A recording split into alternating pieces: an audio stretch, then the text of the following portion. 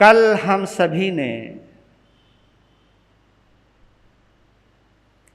परमात्मा महावीर के दीक्षा कल्याणक का आनंद लिया।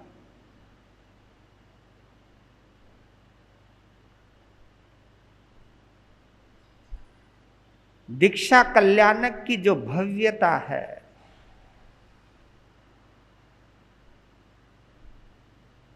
दीक्षा कल्याणक के माध्यम से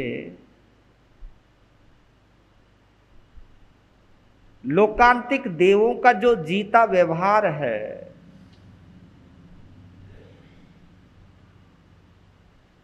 तीर्थंकरों की किस तरह दीक्षा होती है,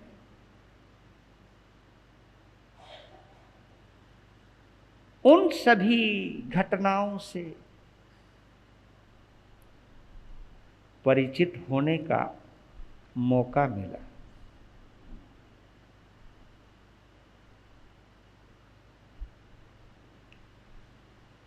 क्योंकि बार बार मैं एक बात दोहराता रहता हूं,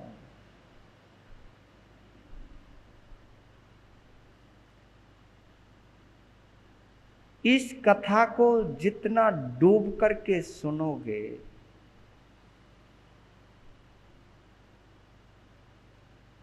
उतना ही मंगल होता जाएगा।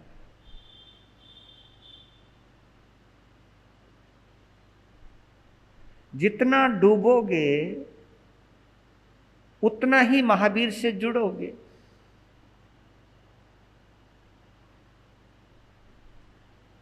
और महावीर से जितना जुड़ जाओगे,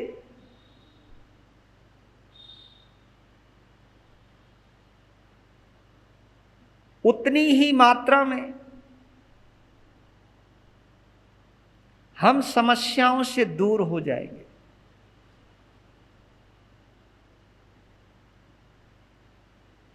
जिनको दुनिया समस्या कहती है, महावीर से जुड़ा हुआ व्यक्ति उसे समाधान कहता है।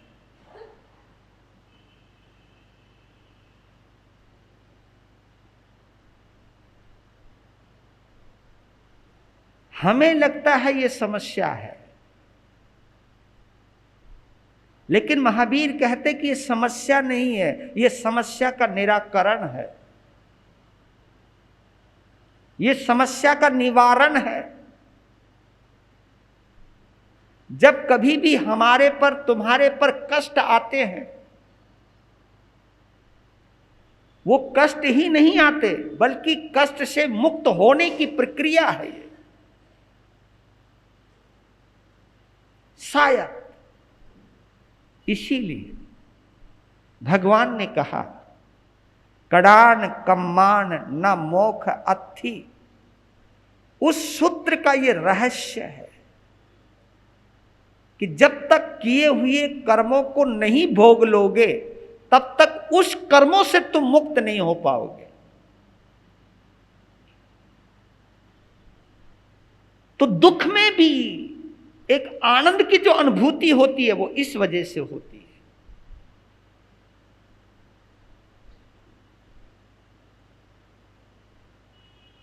बिना भोगे मुक्त नहीं होऊंगा।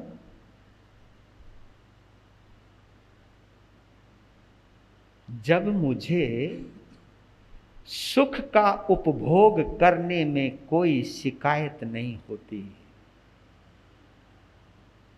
क्योंकि सुख किसको बुरा लगता है?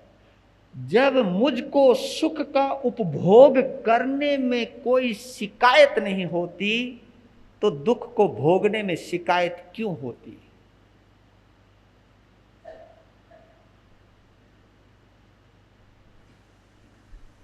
जो इस बिंदु पर टिक जाता है, वो पुण्य की भी निर्जरा करता है और पाप की भी निर्जरा करता है।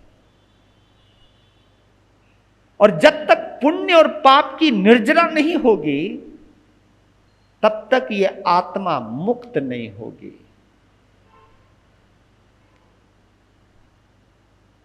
जब तक पुण्य और पाप की निर्जरा नहीं होगी, तब तक कसाय जितने हैं हमारे अंदर, वो कमजोर नहीं पड़ेंगे। तो आप देखते होंगे सुख में अहंकार बढ़ जाता है, तो अहंकार से भी पाप कर्म की उपार्जना हो गई। दुख में मन मैला हो जाता है, उससे भी पाप कर्म की उपार्जना हो गई। तो भगवान महावीर कहते हैं कि अगर इन झंझटों से, अगर तुम इन सब द्वंद्वों से दूर होना चाहते हो तो ज्ञाता और दृष्टा भाव को जागृत करना होगा। क्योंकि जिंदगी में ये जो भी कुछ पल आ रहे हैं, ये पल तेरी कमाई हुई कमाई है। तो इसलिए महावीर से जुड़ने, क्योंकि महावीर ने कल दीक्षा ली है, दीक्षा लेते ही चतुर्थ ज्ञान प्रकट हुआ है। जैसे उन्होंने सावध्य योग को कहा बोसरे बोसरे बोश्रामी कहा, जैसे वैसे ही चतुर्थ ज्ञान यानी मन प्रिय ज्ञान प्रकट होता है। यह अद्भुत यह अद्भुतता है। यानी होने वाले तीर्थंकर को, जिनके पास अनंत बल है, अनंत योग्यता, अनंत क्षमता है,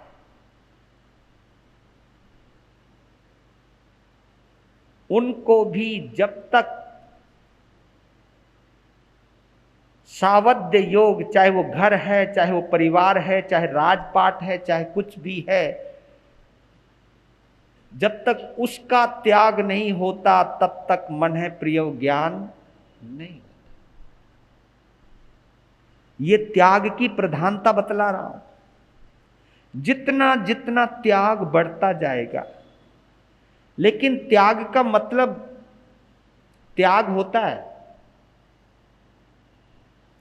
त्याग का मतलब छोड़ना होता है, छोड़ने का मतलब भूलना भी होता है। कभी कभी हम क्या करते हैं, छोड़ तो देते पर भूलते नहीं है। कभी भी गौर कर लेना आप, पैसा भी छोड़ भी दिया पर भूला नहीं, पैसा त्याग कर दिया पर भूला नहीं। याद रहता मैंने उसको इतना दिया, मैंने उसको इतना दिया, वहां मैंने इतना दान दिया, मैंने वहां इतना दान दिया। और तो कई महानुभाव ऐसे होते कि दान पक्का हो जाए तो लिखवा भी देते कि मैं भूल जाऊं तो मेरे बच्चे देखें, मेरे बच्चों के बच्चे देखें। ओए राम राम राम, जब कमाया था तब नहीं सोचा कि मैंने कितने गंदे तरीकों से भी कमाया होगा, किसी का हक दबाया होगा, किसी को लूटा भी होगा, किसी के साथ बेईमानी भी की होगी, तब तो नहीं सोचा तुम लोगों ने, तब तो नहीं कहा कि ये पैसा मैंने पाप कर्म करके कमाया है, मैंने धोखा दे दे करके कमाया है, मैंने छीना है, जिपटा है, मैंने पाप किया है, मैंने कितनों को झूठ बोला है, कितनों को चूना लगाया है मैंने। ये तो कभी आलोचना नहीं की आप लोगों ने। थोड़ा सा दान दिया तो लिखवा दिया, थोड़ा सा दिया जता दिया, बता दिया। महावीर दीक्षा के माध्यम से एक प्रेरणा दे रहे हैं कि मन है प्रिय ज्ञान तभी आता है जब मन से वो चीज निकल जाए। ओए होए, नहीं तो मन है प्रिय ज्ञान में एक बाधा है, जो निकल जाए, त्याग हो जाए, तब मन है प्रिय ज्ञान प्रकट होता है। मैं भगवान की संयम यात्रा का वर्णन करूं उससे पहले मैं कुछ 2-3 बातें बोलना चाहता हूं।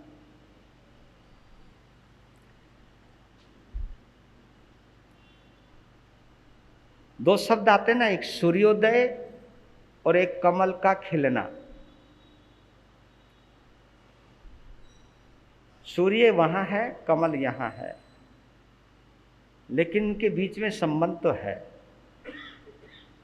सूर्य से संबंधित 2 पुष्प आते हैं, 2 फूल आते हैं। एक तो कमल का फूल होता है और दूसरा सूरजमुखी होता है। जिधर सूरज होता है उधर ही उसका मुंह होता है। दिन छुप जाता है, सूरजमुखी गर्दन लटक जाती है, उसकी वहीं लटक जाती है। एक फूल ऐसा मैंने देखा है, जैसी पूरब दिशा में सूर्य निकला तो सूरजमुखी उधर चला जाता है, उधर उसका मुंह हो जाता है, और पश्चिम में आता है तो सूरजमुखी का मुंह पश्चिम की तरफ आ जाता है। देखो, सूरज के साथ ही यात्रा करता है वो।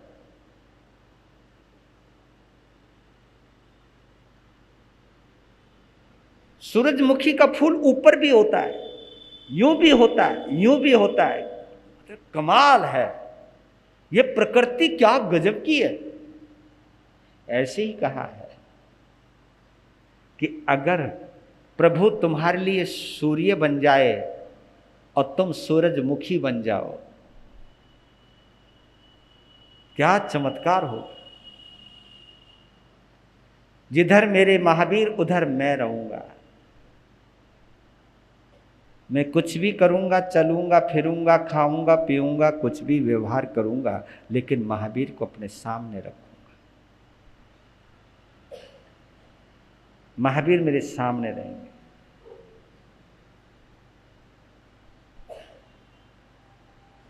तो सच कहता हूं, 2 लाइनें बोल रहा हूं। शायर ने किस अंदाज में कहा है मुझे मालूम नहीं, लेकिन मुझे यह अंदाज बड़ा प्यारा लगा।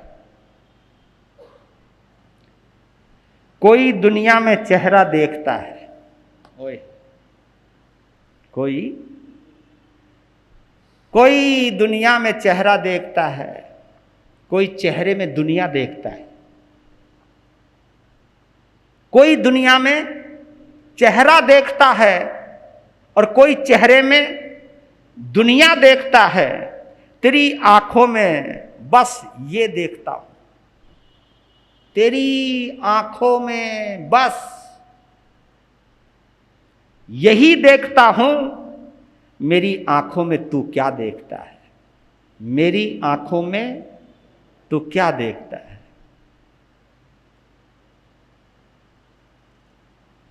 क्योंकि ये शायराना अंदाज है, लेकिन इस अंदाज में भी एक काबिलियत है, इस अंदाज में भी एक अदा है। कोई दुनिया में चेहरा देखता है, कोई चेहरे में दुनिया देखता है, और ये तुम स्वयं मिलान कर लेना। इसके लिए 2-3 शब्द और भी हैं कि तेरी आंखों में बस ये देखता हूं कि तू मेरी आंखों में क्या देखता है। अगर जब भी कहीं तुम किसी गुरु के द्वार पर जाओ, चाहे किसी परमात्मा के द्वार पर जाओ, उनकी आंखों में आंखें डाल करके कभी महसूस करना, उनकी उपस्थिति को अनुभूति में अनुभव करना।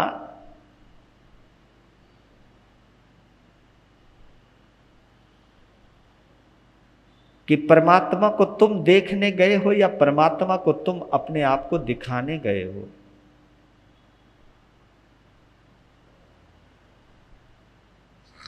बहुत जबरदस्त चीज है। कोशिश ये किया करो कि परमात्मा को कम देखा करो, परमात्मा को खुद देखने दिया करो। अंदाज अपना अपना है। एक अंधा व्यक्ति मंदिर रोज जाता था, अपने पोते का हाथ पकड़कर पोते को कहता था तू ले चल, तो पोता उन्हें ले जाता था। तो एक बार किसी ने पूछ लिया कि बाबा तुझे दिखाई तो देता नहीं, रोज रोज मंदिर आते हो, किस लिए? तो उसने बहुत प्यारा जवाब दिया था कि भगवान को मैं तो नहीं देख सकता, लेकिन भगवान मुझे तो देखते।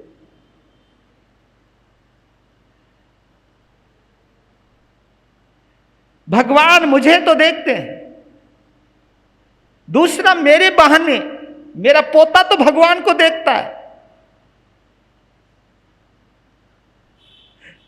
मेरे माध्यम से अगर मेरा पोता भगवान को देख ले और पोते के बहाने भगवान मुझे देख ले, ओ मेरी तो बन गई बात। इसको कहते हैं मोहब्बत। दूसरी बात मुझे अद्भुत लगी वो अदा,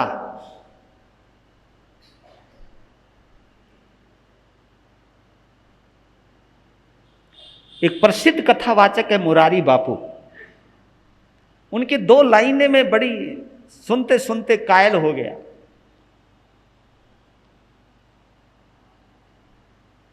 वो कहते हैं कि किसी को आई लव यू बोलना कोई बड़ी बात नहीं है।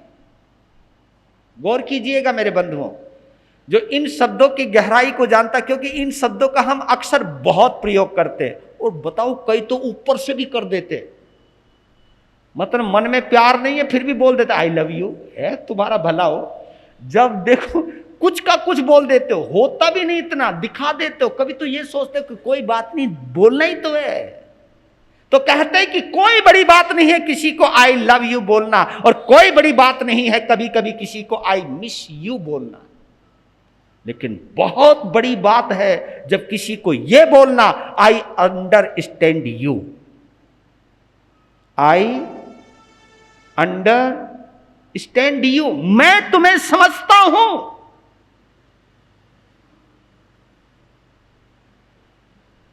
जो हृदय से जुड़ा हुआ रहता है वो ये बोलता है आई अंडरस्टैंड यू, मैं तुम्हें समझता हूं, मैं तुम्हें महसूस करता हूं। और आई अंडरस्टैंड करने वाला ही शायद प्रभु को समझ सकता है। इसलिए जिंदगी के अंदर एक बात जरूर कहना चाहूंगा आप लोगों को कि किसी को महसूस करना सीखिए। किसी को महसूस करवाना बाद में देख लेना, पहले किसी को महसूस करना सीखिए। और महसूस वही करता है, वही वाला शब्द आ गया मेरा। आप लोग कहते हो कि इस शब्द का बहुत ज़्यादा प्रयोग करते हो, लेकिन करूं क्या? ये शब्द निकलता ही जिसको हम कहते हैं संवेदना, इसी को संवेदना कहते हैं, इसी को आत्म विज्ञान कहते हैं।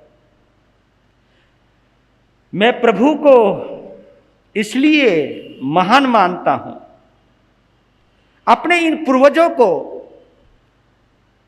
प्रकाश स्तंभ समझता हूं कि वास्तव में यह अद्भुत है और शायद हम समझ नहीं पाए।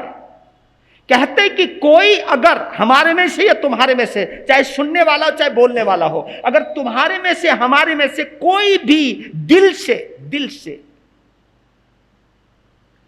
प्रभु के जीवन को सुन ले, प्रभु के जीवन चरित्र को महसूस कर ले,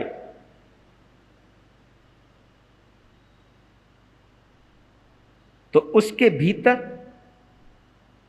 क्षमा, समता, सामंजस्यता, त्याग, मैत्री भाव, करुणा, उदारता, सेवा आदि आदि कमल के फूल खिले बिना नहीं रहेंगे।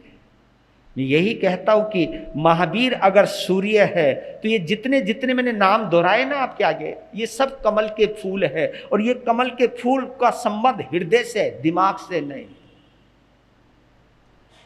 सामंजस्यता, प्रेम, करुणा, सेवा, सद्भाव, मैत्री भाव, करुणा भाव, उदारता, ये जितने भी कमल के फूल हैं इनको हम हृदय कमल कहते हैं। हृदय कमल यानी ये जो गुण हैं, जितने भी सद्गुण हैं, उन सद्गुणों का कहीं ना कहीं कोई ना कोई कनेक्शन स्वाभाविक रूप से हृदय से है। जितनी भी बाहर की दुनिया है, स्वार्थ है, दौलत है, शोहरत है, संपदा है, आपका स्टेटस है, इनका संबंध आपके माइंड से है। इसलिए कहता हूं कि दिमाग वाला कभी भगवान को समझ ही नहीं सकता, महसूस ही नहीं कर पाएगा, अंडरस्टैंड ही नहीं कर पाएगा।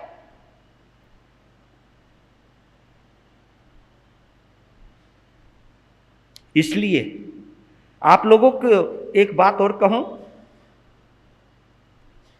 आज के समय में कई पुराने लोग बैठे यहां जिन्होंने पुराना समय देखा है। मैं उन लोगों को ध्यान केंद्रित, उन लोगों का अतीत के साथ कुछ संबंध जोड़ना चाहता हूं, क्योंकि महावीर इस समय अतीत है हमारे लिए, लेकिन वर्तमान में करने की, वर्धमान को वर्तमान में उतारने की जरूरत महसूस कर रहा हूं। इसलिए महावीर का चरित्र सुना रहा हूं, ये महावीर की कथा गा रहा हूं, क्योंकि वर्तमान में वर्धमान की आवश्यकता है।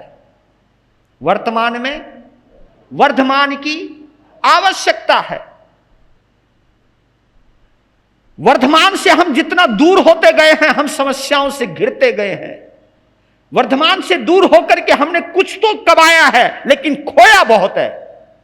वही ध्यान केंद्रित करना चाहता हूं। आपके बुजुर्गों की आज तस्वीर दिलाना चाहता हूं याद आप लोगों को। पता नहीं आने वाली जो पीढ़ी अभी अभी की है, उन्होंने अपने बुजुर्गों को देखा या नहीं देखा, लेकिन जिन्होंने भी अपने बुजुर्गों को देखा है, उनकी तरफ मैं आपको वापस लौटा करके ले जाना चाहता हूं कि आज के समय में हमने अपने दादा, परदादा और पिता के द्वारा दी हुई संपत्ति को कई गुना बढ़ाया है, राइट? दादा, परदादा, पिता के द्वारा दी हुई संपत्ति को हमने कई गुना बढ़ाया है, कई गुना। मैं दुगना नहीं कह सकता हूं, कई गुना कह सकता हूं। लेकिन आपने चेक किया कि संपत्ति को हमने बढ़ाया है, लेकिन हमारे बुजुर्गों के पास जो सद्बुद्धि थी उसको कहीं ना कहीं घटाया है। चेक कर लेना कभी। हमने मकान बड़ा कर लिया, क्योंकि इनमें कई लोग वो हैं जो 98 के अंदर, क्योंकि मैं तो 98 के लुधियाना को जानता हूं, 2006 के भी लुधियाना को जानता हूं, लेकिन 2006 के बाद उन पतली पतली गलियों में रहने वाले लोग बड़े बड़े, और जी मकान बड़े बड़े जी, पूरा फार्म हाउस बना रखा है। जनपथ में तो मैं गया नहीं, लेकिन उपाध्याय बताते ही क्या आप लोगों ने पहले छोटे छोटे, बोलो ना, छोटे छोटे मकानों में रहते थे, आज उन मकानों से कितने गुना मकान बड़े हो गए आपके। वो तो हिसाब किताब आप लगाना। मकान बड़े हो गए, पहले छोटी छोटी दुकान होती थी, आज बड़े बड़े शोरूम हो गए। आए हाय, पहले थोड़ी सी जगह में फैक्ट्रियां हुआ करती थी, आज फैक्ट्रियां बहुत बड़ी जगह में फैल गई। पहले 20-25 आदमी काम करते थे, आज 400, 500, 1000, 1200 लोग काम कर रहे हैं। आपने व्यापार भी बढ़ाया है, काम भी बढ़ाया है, फैक्ट्री का सर्कल बढ़ा दिया, मकान बड़े हो गए, दुकान शोरूम बन गई, दुकान शोरूम बन गई। पहले आप स्कूटरों पर चला करते थे, आज आपके पास, बोलो ना, मैं नहीं बैठने वाला, टेंशन लेना नहीं। अनुका जी कार का नाम नहीं बताना, कभी महाराज जी का मन हो जाए। नो नहीं ना, हमारा मन नहीं होता जी। हमें जो मजा पैदल आता है ना जी, तुम्हें गाड़ी में भी क्या आता होगा। बड़ी बड़ी गाड़ियां हो गई, पहले साइकिल हुआ करती थी, साइकिल से स्कूटर आ गया, स्कूटर से मोटरसाइकिल आ गई, कितनी बढ़ा ली। सब चीज बढ़ाई आपने, लेकिन संस्कार घटाए हैं। ये जरूर देख लेना आप। क्योंकि एक चीज बढ़ी है, उसको बढ़ाने के लिए आपने कितनी कीमत अदा की है। और संस्कारों के घटने से आप खुद ही जान लीजिए, इतना कुछ होने के बावजूद भी दिल के अंदर सुकून नहीं है, चेहरे पर वो मुस्कुराहट नहीं है, वो प्रसन्नता नहीं है। चेक कर लेना, उन छोटे मकानों में जो खुशी हुआ करती थी वो बड़े मकानों में आने के बावजूद भी नहीं है, क्योंकि संपत्ति बढ़ी है, सद्गुण घटे हैं, अच्छाइयां घटी हैं।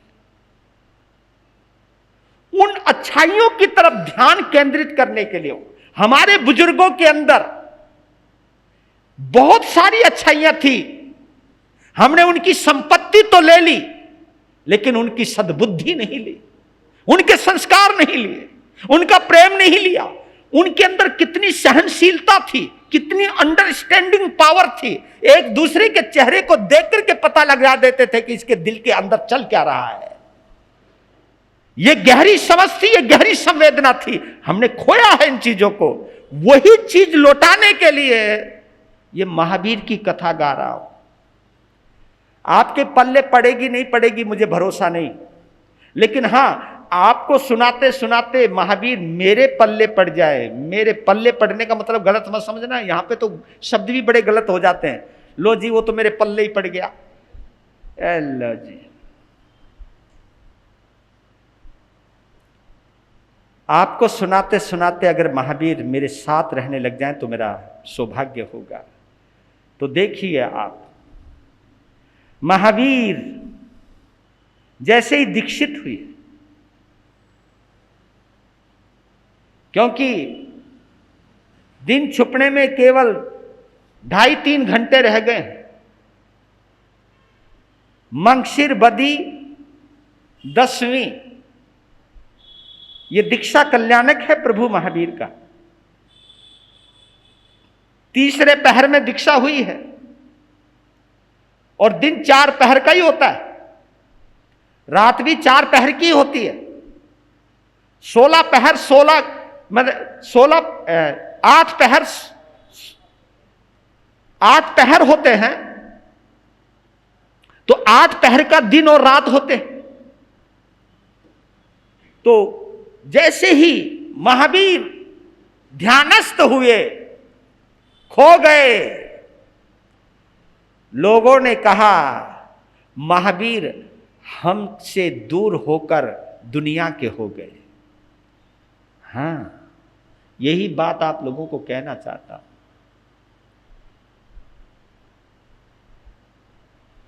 अगर महसूस करो, महावीर दीक्षा लेने का मतलब जानते हो आप?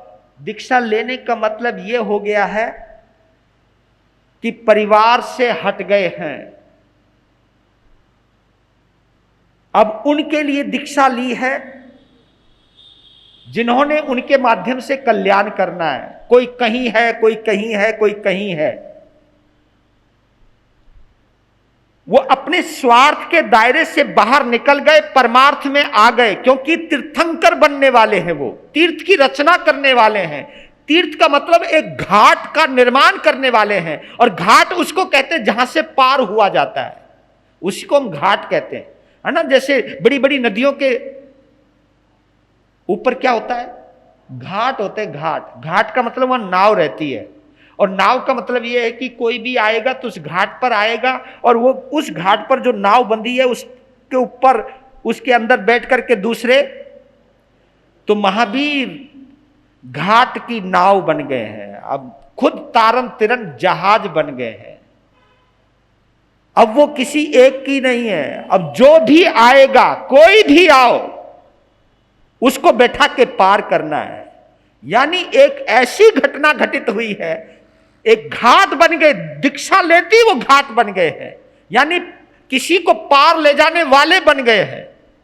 साधना तो वो घर में भी कर सकते थे, लेकिन केवल्य की जो साधना है,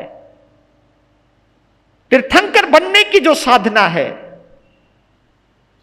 तीर्थंकर बनने से पहले अरिहंत बनने की जो साधना है, और अरिहंत बनने से पहले जो संत होने की प्रक्रिया है, और संत होने के लिए जो दीक्षित होने की जो प्रक्रिया है, ये सब घाट बनने की प्रक्रिया है। और इस अवसर्पणी काल में एक नहीं, दो नहीं, 24 घाट पैदा हुए हैं और ये मेरा आखिरी घाट है। इस अवसर्पणी काल का आखिरी तीर्थ है, आखिरी तीर्थंकर है और उसी का तीर्थ ये अभी तक चल रहा है। और उस तीर्थ के आप भी हिस्सा हो, उस तीर्थ के हम भी हिस्सा हैं। और इस तीर्थ को चलाने के लिए आप में से ही हम कोई निकल करके बाहर आता है जो दीक्षा लेता है। इसलिए कभी कभी मैं कहता हूं कि जब संत आपके घर जाता है, पता नहीं आपको क्या महसूस होता नहीं होता है। मुझे ये अपनी बड़ाई नहीं मारनी चाहिए, लेकिन इतना है, हम संत इसलिए बनते हैं जो इस घाट से दूर हो गया है, जिसे इस घाट की याद नहीं आती, जिसे इस तीर्थ की याद नहीं आती, उस तीर्थ की याद दिलवाने के लिए हम संत बनते हैं। कई लोग तो कह देते हैं जिनको खाना नहीं आता, कमाना नहीं आता, वो संत बन जाते हैं। अपना अपना दृष्टिकोण है। जिनको कमाना नहीं आता वो संत बन जाओ। लेकिन मेरे बंधुओं, हम खाने के लिए संत नहीं बने, हम आपको इस तीर्थ से जोड़ने के लिए संत बने। यह हम इतना लंबा लंबा विहार करते हैं, अपना घर परिवार से नाता तोड़ दिया, केवल प्रभु महावीर के इस तीर्थ को बढ़ाने के लिए, इस तीर्थ की सेवा करने के लिए हम संत बनते हैं। हम लोग आपके घरों पर जाते, आपको इतने प्यार से कहते कि भैया कथा में आना, कई सुनकर के आने के भाव भी लाते, और कईयों को तो यह भी पता चल जाता है कि महाराज बुलाने आया है। उनके पास आंसर पहले से तैयार रहते हैं कि महाराज ने ये पूछा तो ये जवाब देंगे, महाराज जी ने पूछा ये तो ये जवाब देंगे, महाराज जी को अगर टालना हो तो महाराज जी को टाल देंगे। टाल दो, क्योंकि हम तुम्हें जबरदस्ती तो नहीं ला सकते। लेकिन अगर आपके दिल में एक बार भी ये भाव आ गए ना, ये संत केवल हमको महावीर से जोड़ने के लिए बने हैं। मेरा दोस्त क्रिकेट के मैदान में खींच करके ले आता है मुझे सुबह सुबह। मेरा दोस्त मुझे पिकनिक स्थल पर ले जाता है, चला जाता हूं। किसी दोस्त ने कहा कि चल घूमने चलेंगे, मस्ती मारने चलेंगे, हम तुरंत टिकट भी बुक करवा लेते, पैसा भी खर्च कर लेते हैं। लेकिन महावीर का संत या आपके स्थानक में आया हुआ संत आपके घर पर जाकर के ये कहता है कि आप प्रवचन में आना। नौजवानों से मैं इसलिए डरने लग गया हूं। मेरे जो पीढ़ियां यहां बैठी हुई हैं, उन्होंने तो अपना समय गुजार दिया है, लेकिन आजकल के छोटे छोटे बच्चों के अंदर मैं संतों के प्रति जो बेरुखी देखता हूं, संतों के प्रति जो एक डर या भय देखता हूं, वो मुझे इतना डरा देता है कि आगे हमारा भविष्य क्या होगा। आप अपने बच्चों का भविष्य बनाने के चक्कर में यहां से पता नहीं छूट गए, टूट गए, क्योंकि जब हमारा जवान नहीं आएगा तो जवानों के बच्चे कहां आएंगे।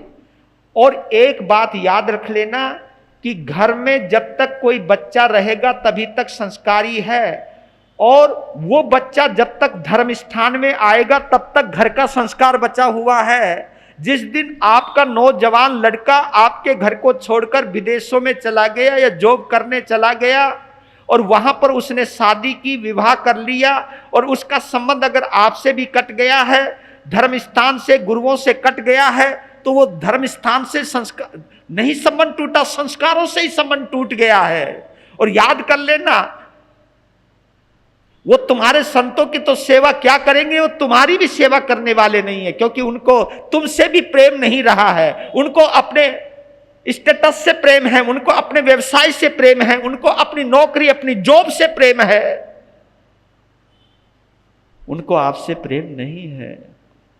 इसलिए मैं नौजवानों को कहता हूं कि सबसे पहले अपने माँ बाप को प्रेम करो, माँ बाप के बाद हमको प्रेम कर लेना। तो प्रभु महावीर ने दुनिया का कल्याण करने के लिए, तीर्थंकर बनने के लिए, एक घाट बनने के लिए दीक्षा ली और चल पड़े। अभी महलों में रहते थे, अब महलों की तरफ, कुंडलपुर की तरफ, ज्ञात वनखंड की तरफ, अशोक वृक्ष जिसके नीचे दीक्षा ली, उन सबको छोड़कर चल दिए महावीर जंगल की ओर। लोग देखते के देखते रह गए और महावीर चल दिए, चल दिए, चल दिए, चल दिए।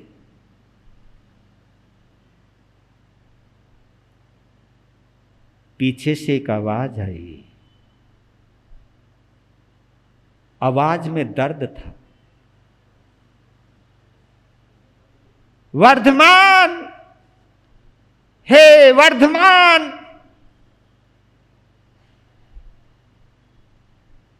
उस आवाज में इतना दर्द था, महावीर के बढ़ते हुए कदम थम गए। पीछे तो मुड़ के नहीं देखा, लेकिन पीछे वाला व्यक्ति आगे जरूर आ गया। वर्धमान ने क्या देखा कि सामने एक ब्राह्मण है, नाम उसका सौमिल ब्राह्मण है। एक सौमिल ब्राह्मण द्वारिका का था। ये सौमिल ब्राह्मण वो है जो भगवान महावीर के समक्ष आया है। इसका नाम भी सौमिल ही है। क्या देखा कि कपड़े फटे हुए हैं, मुंह पिचका हुआ है, पेट अंदर गया हुआ है, आंखों में गड्ढे पड़े हुए हैं। हाथ जोड़ के खड़ा हो गया और रोने लग गया, कहने लग गया कि मैं निर्भाग हूं, मैं भाग्यहीन हूं।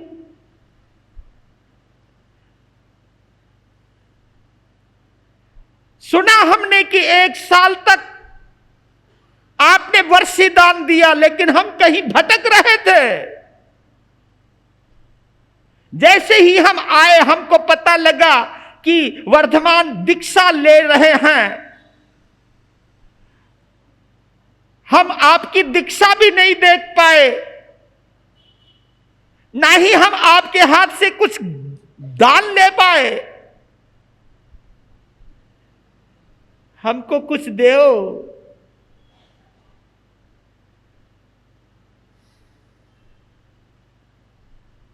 प्रभु महावीर ने ब्राह्मण की तरफ बड़ी करुणा से देखा, इशारा किया, क्या है मेरे पास? तो नजर पड़ी देवदुष्य वस्त्र पर। ब्राह्मण ने कहा, आधा ही दे दो, आधा ही दे दो।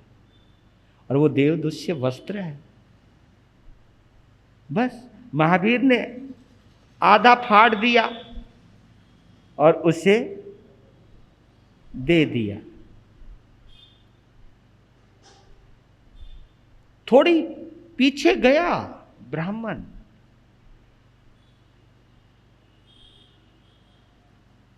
वर्धमान आगे निकल गए।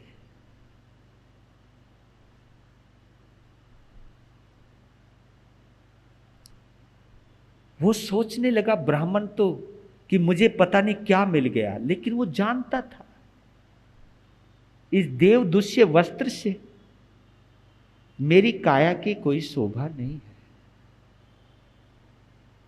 तो उसको एकदम ध्यान आया। वो राजा नंदीवर्धन के पास पहुंचा और कहा, महाराजा धीराज, नंदीवर्धन की जय विजय हो। जैसी आवाज सुनी, नंदीवर्धन ने ब्राह्मण की तरफ देखा। देखो, ये वर्धमान महावीर ने हमको ये देवदुष्य वस्त्र का आधा हिस्सा दिया है। उस वस्त्र को देखते नंदीवर्धन इतने भावुक हो गए, इतने भावुक हो गए, एकदम लपक लिया वो देवदुष्य वस्त्र और उसके बदले लाखों मोहरे ब्राह्मण को दे दी और बोला ये आधा है, जिस दिन तू आधा और ले आएगा तो सोच भी नहीं सकता मैं तुझे क्या देऊंगा। ब्राह्मण ने कहा है, हाँ लो जी, जो दौलत मिली घर तो संभल गया, लेकिन ब्राह्मण का दिल जो बचा हुआ आधा हिस्सा था उस पर अटक गया, है ना लुधियाना वालों। ये तो अच्छा है, हमारी चादर ही ऐसी है। हाँ ना ना, इसका भी पता नहीं, हाँ बचा के रखो भाई। तो पर लेकिन उस ब्राह्मण ने महावीर को ढूंढना शुरू कर दिया। महावीर, और वो मालूम है वो वस्त्र उनके पास 13 महीने तक रहा है। 13 महीने तक रहा है। 13 महीने के बाद वो झाड़ कहीं कांटे में उलझ गया तो गिर गया, और गिरे हुए वस्त्र को कभी कोई उठाता नहीं है। तो वही ब्राह्मण पीछा करता रहता था, मांग सकता नहीं था, करता रहता था, और उसी पे नजर रहती थी। क्या पता उसी की नजरों में ही कोई कांटा हो, अटक गया हो, क्योंकि आखिर 13 महीने वो भी भटका होगा, भगवान के साथ भटका होगा, पीछे लगा ही रहा होगा। उसकी मेहनत भी तो खाली नहीं जानी थी। तो 13 महीने के बाद मिला, फिर ले आया और नंदीवर्धन ने उसको निहाल कर दिया। लेकिन वो 13 महीने की बात है। लेकिन अभी तो बात वो सुन लीजिए, जब महावीर आगे बढ़े, कुंडलपुर की, वैशाली की राज्य सीमा से बाहर चले गए, दिन छुपने वाला था, एक पेड़ के नीचे खड़े हो गए। और देखिए भगवान के जीवन की ये 2 घटनाएं बड़ी जबरदस्त हैं। पहला परिचय जो आया वो भी ग्वाले का था, और लास्ट वाला परिचय जो आया वो भी ग्वाले का था। पहला परिचय कोड़े का था और लास्ट वाला परिचय कीले का था। ये संबंध है, कोड़ा और कीले, ये संबंध है। ग्वाले दोनों ही हैं। बात अलग है कि वो ग्वाला और था, वो ग्वाला और था। वो ग्वाला भगवान के जीवन से जुड़ा हुआ था। ये ग्वाले जितने भी हैं जुड़े हुए तो रहे हैं, चाहे वो अनार्य क्षेत्र में गए हैं, चाहे कहीं पर भी गए हैं, चाहे नाग ने डंक मारा है, चाहे कुत्तों ने काटा है, चाहे फांसी पर पत्थर मारे हैं लोगों ने, क्या क्या हुआ है उनके साथ। जो अचारांग सूत्र को पढ़ता होगा, अगर महावीर की साधना का वो जो चैप्टर है वो देखेगा, तो महावीर ने जितने कष्ट सहन किए हैं, वो कष्ट किस लिए सहन किए? केवल तीर्थंकर बनने के लिए। और तीर्थंकर इसलिए बनना चाह रहे हैं ताकि जनता का कल्याण हो सके, रास्ता मिल सके, लोगों को मैं पार ले जा सकूं, लोगों को मैं मुक्ति तक ले जा सकूं, लोगों का कल्याण कर सकूं। आप लोगों के लिए भगवान महावीर ने कितने कष्ट सहन किए हैं, अगर महसूस करो तो बहुत कुछ है। तो वो खड़े हैं महावीर, शाम का वक्त, ग्वाला आया, गांव से आ रहा है, खेत में जा रहा है, और देखो उसको भी याद आया तो आया कहाँ, एकदम देखा वे हल के अंदर जो कील जोड़ते, वो तो कील तो मैं वहीं रह गई घर में ही, और सोचने लगा इन बैलों को, हल को लेकर के जाऊं तो जाऊं कहां।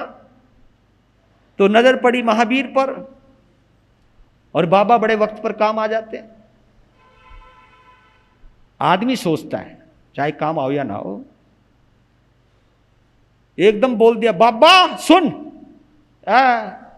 ये बैल है, मैं अभी आया, इनको सार संभाल के रखना। हाँ, आप जल्दी ऑर्डर बहुत जल्दी देते हो, ऑर्डर इतने जल्दी मानते नहीं हो जितने जल्दी ऑर्डर देते हो। ऑर्डर देने की आदत पड़ी हुई है। अब वो तो चले गए भाई साहब, आया फटाफट कील लेके, लेकिन वहां पे बैल गायब। तेरा बड़ा बैल कहां चले गया? देखा बाबा वहीं खड़ा है, बाबा वहीं खड़ा है, बैल गायब है। वो ढूंढने लगा, ढूंढने लगा, ढूंढने लगा, ढूंढने लगा, ढूंढे मिले नहीं बैल। वापिस आया, ढूंढ के देखा बैल वहां बैठे। और खोपड़ी खराब हो गई, क्योंकि गांव के लोगों में कभी कभी इतना दिमाग होता नहीं, ज़्यादा सोचते नहीं। वो सोचने लगे भाई कमाल की बात है, मैं इतना ढूंढा बैल मिले नहीं, और मैं जैसे आया बैल यहाँ मिले, तो लगता है ये सारा खेल इसी बाबे का है। जिन हंटर से, जिस हंटर से यानी कोड़े से बैलों को मारा करता था, वो कोड़े महावीर पर बरसने लगे। जैसे कोड़े पड़े, ऊपर इंद्र का सिंहासन हिला। जैसे सिंहासन हिला, उन्होंने ज्ञान में देखा, ओ तेरे की, एक गांव का ग्वाला हमारे भगवान को कोड़े मार रहा है। एकदम नीचे आए, एकदम हाथ पकड़ा, कहा कि क्या कर रहे हो तुम? जानता ये है कौन? ये राजा सिद्धार्थ के पुत्र हैं, राजा नंदीवर्धन के भाई हैं ये। ओ गलती। और वो दंडवत प्रणाम करने लगा, गिड़गिड़ाने लगा, समय आपका हुआ है यहां। लेकिन महावीर सहज हैं, धन्य हो प्रभु।